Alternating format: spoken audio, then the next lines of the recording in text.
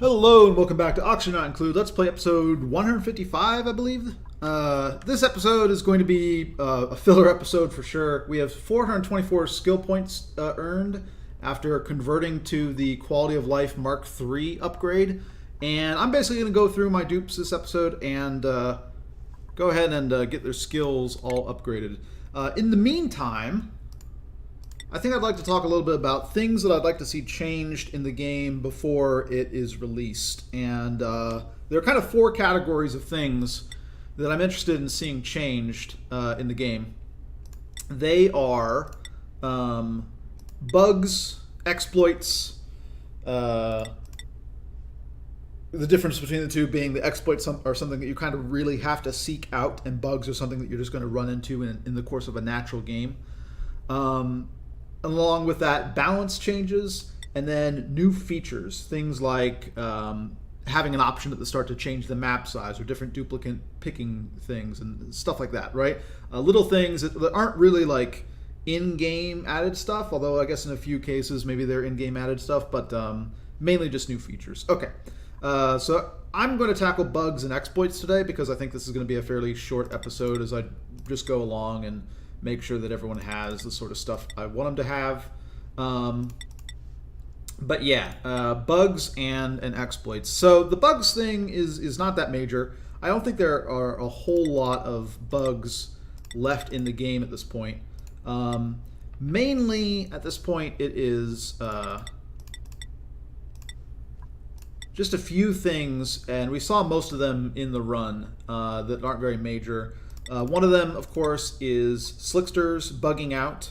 This happens. I'm not quite sure what happens, what causes it, but basically they enter into a drowning animation whenever they sort of encounter like a level of liquid that they can't deal with, right? That they're supposed to move up, or sometimes when they run into like a ladder or some weird thing, they will have this problem where they enter into a drowning animation, and then they're stuck in that drowning animation for more or less the rest of the time that they're alive, right? So they don't lay an egg from there on out because they're just stuck in this drowning animation and can't get out of it, and it's pretty bad. I guess we'll take tinkering. I'll take some of this as well. That's less annoying today now that we have the ability to print new slicksters. In the past, it was really bad because you ran into this issue where you couldn't really do anything about your slickster population dying off, right? They'd just be dead and gone, and that was it. And now you have an answer to it at least, but it's still pretty annoying that wild slicksters will often just die off, and you can't kind of keep very reliably a wild slickster pen without having this problem happen. Like if you just have some sort of natural terrain that they're around, you can run into a lot of problems that way. So I would like to see some improvement to that. Also, another bug that we saw in this playthrough, when you repair a bunker door, it is, even though it says it's closed and appears closed, it's actually open and allows meteors to go straight through it. We had that problem, and that's how we got some CO2 into our rocket tube before we even launched a petroleum rocket, because basically the doors were closed, but one of the CO2 rockets, or CO2 meteors came in and messed that all up. So let's go ahead and get another cook. I'd like to see that fixed as well. There are some minor things that are more difficult to replicate. Like I've had game crashes and things of that sort happen. But there really aren't a lot of major bugs left in the game that affect things in a huge way. We did kind of see one that I really still don't know what caused it or is causing it, which is that our duplicates somehow get scalded going through an area which shouldn't really cause any scalds. I'm not exactly sure what's going on there, but that also would be something that I'd like to see improved in the future. Or maybe just an explanation for what is causing the scalds. I don't know, but we've had this problem with a little part of our base where even though the air is a perfectly fine temperature, the duplicates get scalded walking by sort of a relatively hot spot, simply because the material that we use to build it The insulation that we used to build that spot was hot when we brought it up, and just hasn't been able to cool off because it's insulation. Doesn't have very good thermal communication with other things. Yeah, that's been a bit of an issue. Can I research? Yeah, none of these guys can research. Okay. In terms of exploits are also something that's a little bit low priority for me, simply because I think a lot of the exploits are pretty avoidable. Like if you want to play your game without using exploits, I feel like it's fairly easy to do. Like I don't think like it's a major issue. But there are some that are kind of tricky to avoid, and I think just in general, having elements of the game that are really easy to use in a way and abuse in a way that isn't intended by developers can create some sort of it leaves a bad feeling for a lot of people, and myself somewhat included.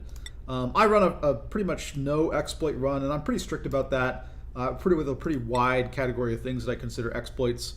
But I think sort of the more egregious exploits are probably something that we want to fix before the game goes live. So, examples of that.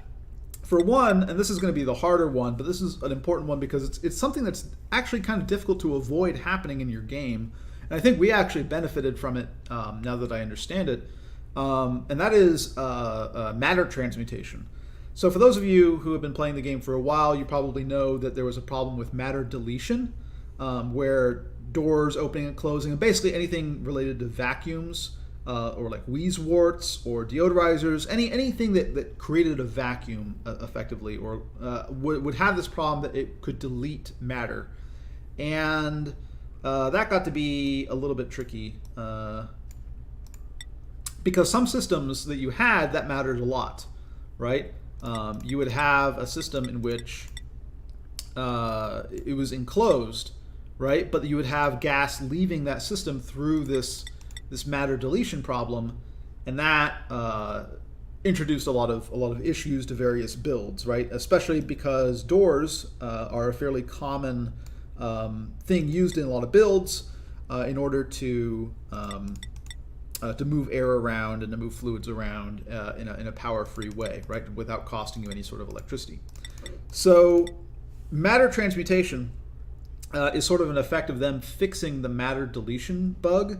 Now, basically what happens is the matter that would have been deleted before, now it gets pushed out into one area or another, and it changes to whatever element that area is. So for example, if you have a little bit of hydrogen that was about to be crushed and it gets pushed out into an area that is filled with chlorine, it becomes chlorine, right? And it's pretty simple to set these things up. And again, basically anything that sets up a vacuum reliably can use it. The easiest way to do it is with doors, right? Because you can just operate the doors and repeatedly create and remove this vacuum. Another thing that it's often used for is if you just have like a little dribble of water, right, that's flowing off of a ledge, that as long as you set the amount correctly, right, you can get that dribble basically so that it toggles on and off like a vacuum over one tile, and that is just repeatedly pushing material into a new area. And of course, the ability to set up these systems, which are pretty easy to set up once you know the principle on which they sort of operate, because they're so easy to set up, it means that fairly early on you can just make a lot of problems in the game very trivial, right? Obviously, things like supplying oxygen to your base become trivial because you can now turn any gas into oxygen. But also things like heat management becomes really simple, right? Because you can dump a bunch of heat into like a high thermal capacity gas like hydrogen, and then you can come back and convert that into chlorine, which is a really low thermal capacity, right? And then cool down that chlorine, which is a little bit tricky, I suppose, because it has, pretty poor thermal conductivity, but it has, like what, 1/16, 1/18, 1/20 or something like that of the thermal capacity, the heat capacity, as hydrogen. So you can set up a loop that can set your base to whatever temperature you want, right? You can take hydrogen, you can dump all your heat into the hydrogen, you can convert it into chlorine, you can cool down the chlorine without much cost, and then you can convert that chlorine into oxygen at basically whatever temperature you decided to set the chlorine into, right? It trivializes a lot of problems, but it's also very difficult to solve. And I think one of the problems is that a lot of things in this game create vacuums, right? Like, we've been using a lot of deodorizers in conjunction with algae terrariums in our playthrough, and I think we've actually kind of benefited that it creates the vacuum and then pushes out polluted oxygen into an oxygen area, and so we've been converting polluted oxygen into oxygen, I think, throughout this run, which is not. I mean, again, I've tried my best to avoid exploits, but it's kind of hard to avoid. You kind of just have to avoid using any vacuum creating structures, right? And deodorizers are you don't have a lot of options besides deodorizers to turn polluted oxygen into oxygen. So we're kind of stuck in terms of that, especially since I wanted to try out the. I'm putting a lot of people in cooking because a lot of them have interest in cooking. I probably don't need this many cooks, but it's just kind of hard to avoid that, right? But it's also tricky to solve because the reason the bug exists is because it fixed another bug. And it's basically somewhere deep in the code is this sort of problem that we have that is going to be difficult to solve, which is that we need to be approaching vacuums and whatnot in the game in a fairly different manner. Do you have any art ability, Banny? You do not. Creative. I'm not even going to do this. So that's a big one. Another big one, of course, is the infinite power glitch. And this one I think is a pretty simple one to fix. But basically, the issue that you have is that transformers, when they pull from batteries on their pull side, right, they will only check to see if there is any battery on that side that has charge. And they will then pull equally from all batteries that they are connected to on their pull side. So if you set things up in a really clever way, you can basically have the transformers pulling electricity out of a dead battery, right?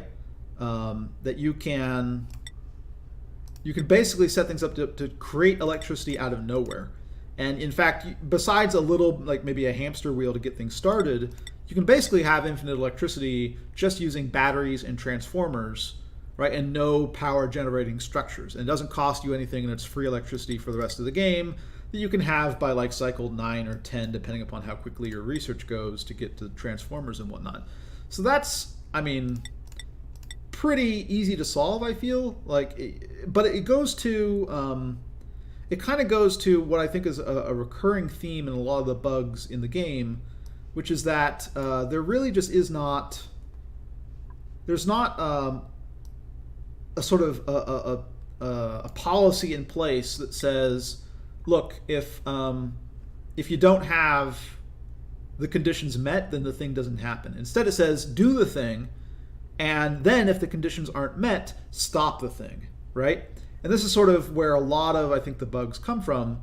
And in some things that involve continuous flow, like the movement of gases or electricity or things of that sort, the thing never stops as a consequence. It seems to be just sort of the way that the game is coded. And so an example of this that's a little bit more obvious is pulsed tepidizers. So tepidizers have a limit in terms of how much they can, or what heat they can heat things up to, right? And you can go over this limit by just turning the tepidizer on and off. And if you just repeatedly do that, then eventually you can heat it to whatever temperature you want. You'll just continuously operate for a little bit and then stop, and operate for a little bit and stop, because every time you turn it on, it stays on for just a little bit and does its thing. And this is also, I think, is part of the reason why a lot of air compressors work in the game, right? That we have basically a system where as long as you put a little bit of liquid over whatever vent is supposed to, the air is supposed to come out of, right? As long as you put a little bit of liquid over that, you're usually good to go. You can pump in as much gas as you like, right? And you can pressurize the thing to hundreds of thousands of kilograms on a tile without really any consequence at all. So there's problems, right? There are various issues here that are going to take a little bit of work to solve, I feel, and I don't know if we really have things set up to tackle that, right? Like I don't know how easy it is to improve the code in those regards, but it's annoying. It's the sort of thing that I don't know. I feel like if things had been done a little bit differently from the start, it would be a simpler fix. But now we're kind of in a weird situation. Let me wrap this up. There are a few other things that are maybe arguably bugs, but probably more just go into the category of like feature requests. So for example, it is it's a little bit it's not complicated, I suppose, once you understand the principles.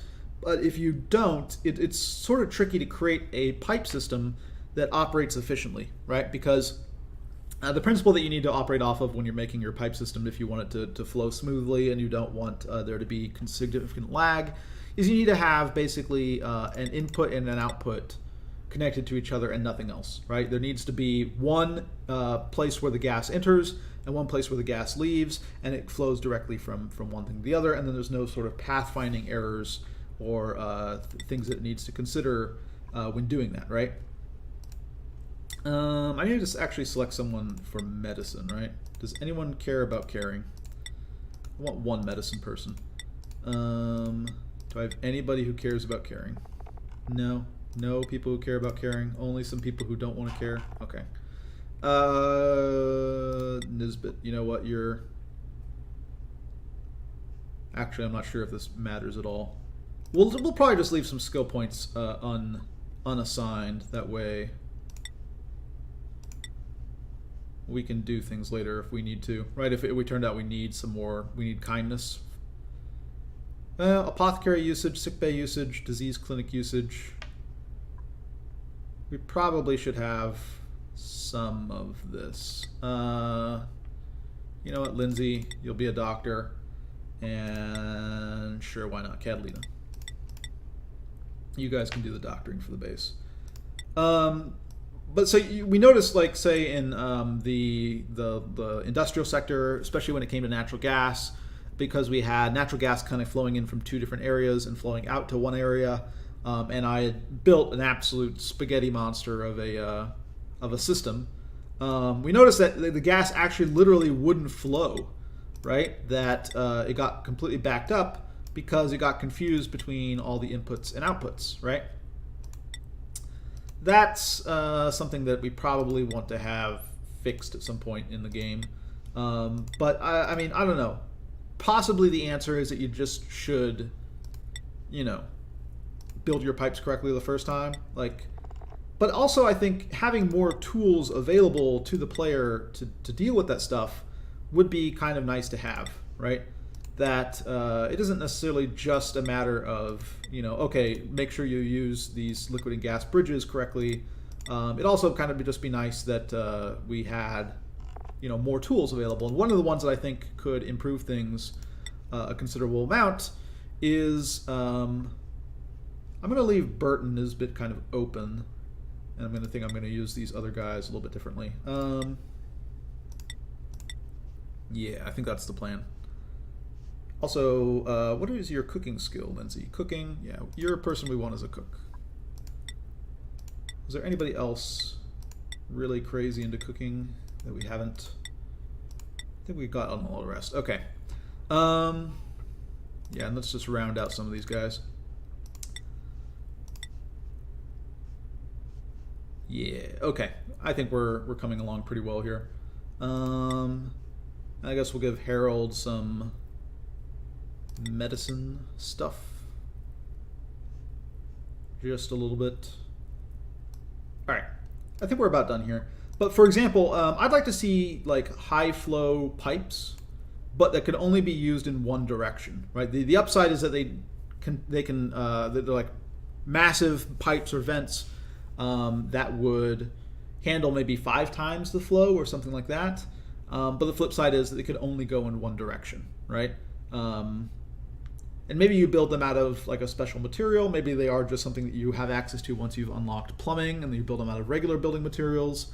But things of that sort could also do a lot of work to help avoid the problems caused by the sort of bad pathfinding of liquids in the game, right? Because that's ultimately what the underlying cause is. The pathfinding of the liquids is just not that good, right? It doesn't really simulate very well what you'd see in the real world, right? Like obviously in the real world there are a lot of things like K factors and whatnot.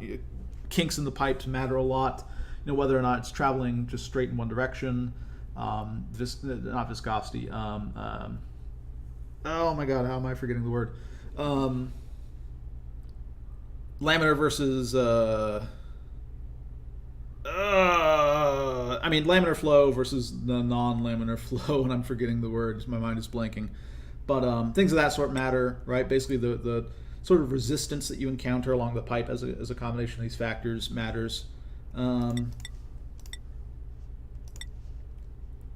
overall,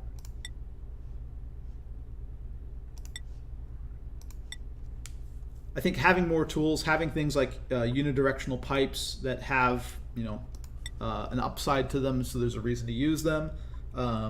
Little things like that where it makes it easier to avoid the problems caused by the plumbing and ventilation pathfinding would be welcome. And again, that's one of those things that kind of verges on, is this a matter of us having more tools available, or is this a matter of bug fixing? Because another option is that they sort of improve the pathfinding of liquids, but that seems like a big, like it seems easier to actually add something to the game than fix what's currently in, if that makes any sense. All right, let's wrap this up. I can't care too much about these last few points. We've gotten most people to a reasonable point here, and interesting that suit wearing is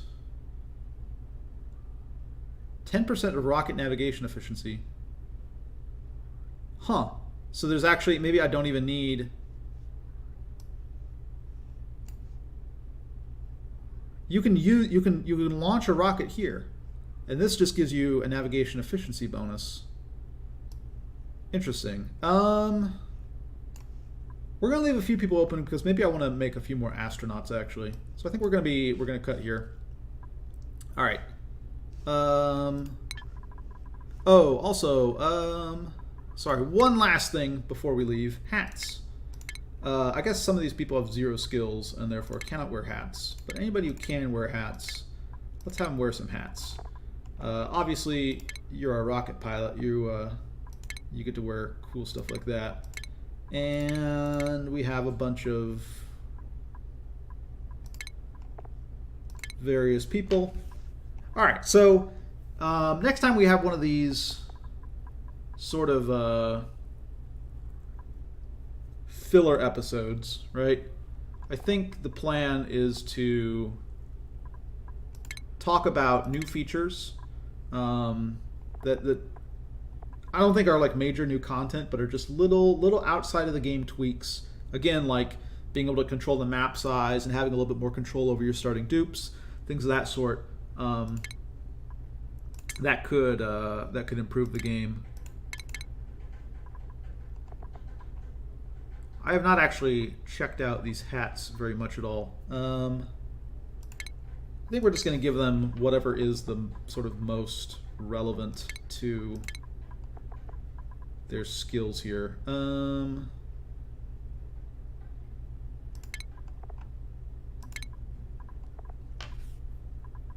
Yeah. What is improved cooking? Okay, improved cooking 1 is better than grilling.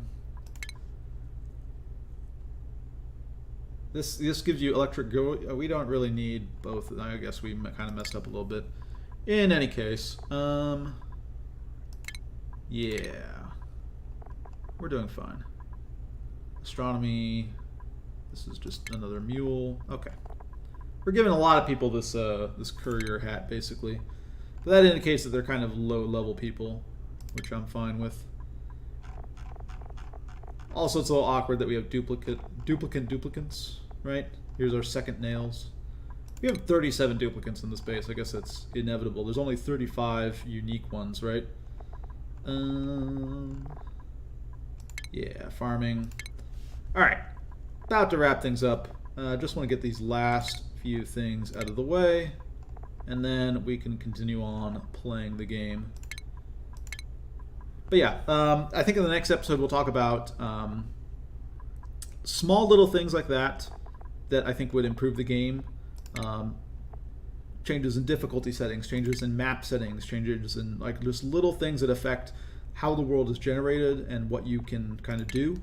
I think would be a good addition to the game to give you more variety in how you start off and what challenge level you expect, because I don't want to get into it too much because I want to save this for the future episode, but at the moment there really just is not a lot of real challenge. Like, you could lose the game, I suppose, sort of challenge if you've been playing for a while. You get to a point where we're kind of doing what we do now, which is we haven't really had to worry about our colony's survival in hundreds of cycles, right? It's not been something we ever really had to worry about. I guess improved digging 1 is better than these other ones, right? If I can, I should be doing that. Whatever. We haven't really had to worry about our colony's survival in a big way. I actually had a series I was working on for a little bit, which was a guide to hard mode, which is where you take all the difficulty settings and crank them up to hard. But there isn't a whole lot of challenge to it, and I kind of that's been put on hiatus because they changed a lot of the way things worked. So a lot of the builds that I was doing no longer worked. In fact, they got made a lot simpler. So it made it even easier, honestly, to do a lot of the hard mode stuff because, you know, before you needed to actually, if you wanted an automated ranch, for example, there was a lot of sort of trickiness you needed to do with droppers and whatnot. And now they actually literally have a dropper in the game with this latest patch. And so I feel like a lot of the things that we had in that were challenges aren't really that challenging. Like, once you kind of understand what your priorities have to be, in this case for hard mode, just the food, that's it, right? And if we had a little bit more control over the situation of the game, right? Like I guess we'll go with critter ranching. Sure, I guess you're kind of a rancher. If we had a little bit more control of that, we could kind of design challenges for ourselves that would be a little bit more significant. All right, and this is the last one. And in particular, I think challenges that don't just say your duplicates eat twice as much food, but challenges that say, like, your buildings operate differently. And that starts getting into the balance issues. Anyways, I don't want to go on too long. I've already made this episode a little bit longer than it had to be by putting on all these hats on these duplicates. But that's the general gist. There are just a few bugs and some fairly serious exploits that I'd like to see fixed before the game goes out. That still, you know, the game is great. I don't want to detract from that. And there really aren't that many bugs, and it's just a few sort of difficult to tackle exploits. But those are things I think need to be addressed in the game before it releases, ideally. All right, cutting things here, and next episode we'll actually play the game some. See you guys next time.